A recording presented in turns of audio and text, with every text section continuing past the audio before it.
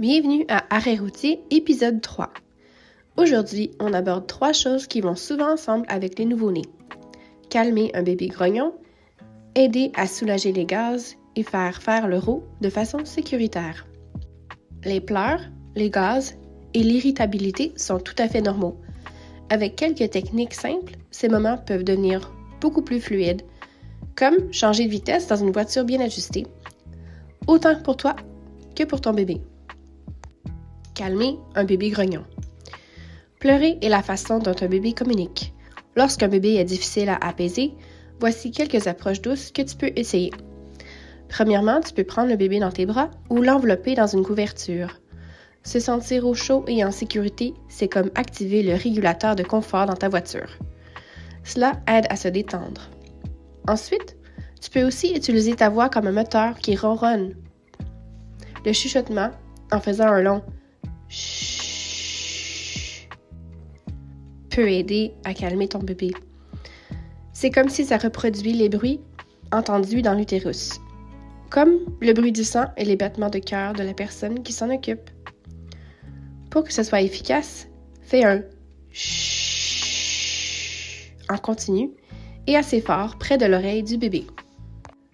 Tu peux aussi déposer le bébé sur ta poitrine ou ton ventre. Sentir ta respiration et ton cœur, c'est comme entendre le ronronnement constant d'un moteur. C'est rassurant et familier pour ton bébé. Aller marcher peut également aider.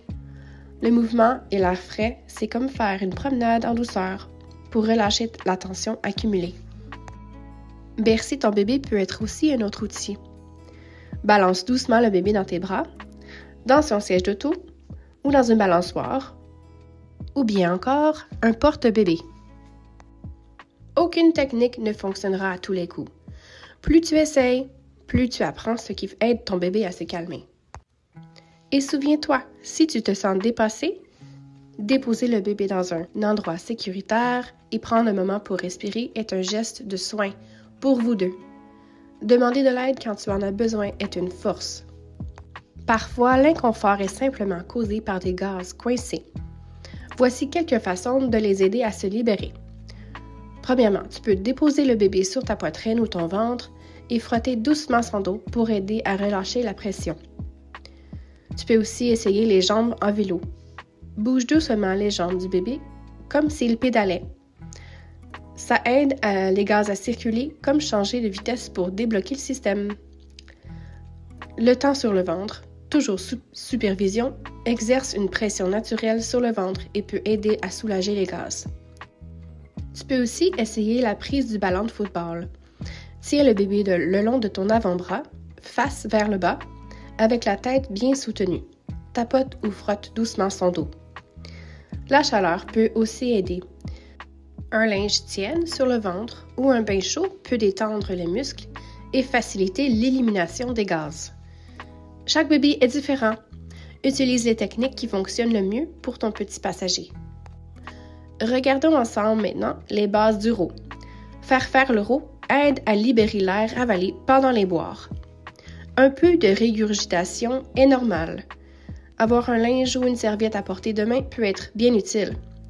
Faire le RO demande toute ton attention pour garder le bébé droit et en sécurité. Assure-toi de toujours tenir sa tête bien droite. Regardons maintenant 3 méthodes populaires pour faire le RO. Tout d'abord, nous avons la méthode sur l'épaule. Tiens le bébé bien droit contre ta poitrine, le menton sur ton épaule. Soutiens ses fesses avec une main et tapote ou frotte doucement son dos avec l'autre. Il y a aussi la méthode assise. Quand le bébé a un meilleur contrôle de sa tête, assieds-le sur tes genoux. Soutiens sa poitrine et sa tête en tenant son menton. Penche-le légèrement vers l'avant et tapote ou frotte doucement son dos. Et finalement, on a la position ventrale ou prise du ballon. Dépose le bébé face vers le bas, le long de ton avant-bras, la tête soutenue dans ta main. Laisse son ventre reposer sur ton bras ou ta poitrine et tapote ou frotte doucement son dos. Pour terminer, voici quelque chose à retenir pour toutes les personnes aidantes. Si tu as des questions sur les pleurs, les gaz ou l'alimentation, ton infirmière de santé publique est comme un GPS. Elle peut te guider et te rassurer. Calmer un bébé, soulager les gaz et faire le roux demande de la patience et de la pratique. Chaque nouvelle compétence renforce ta confiance et le lien avec ton enfant. La Maison Sainte-Marie offre des programmes de soutien comme Little Milk Miracles et d'autres services communautaires pour t'aider à te sentir confiant, soutenu et bien entouré.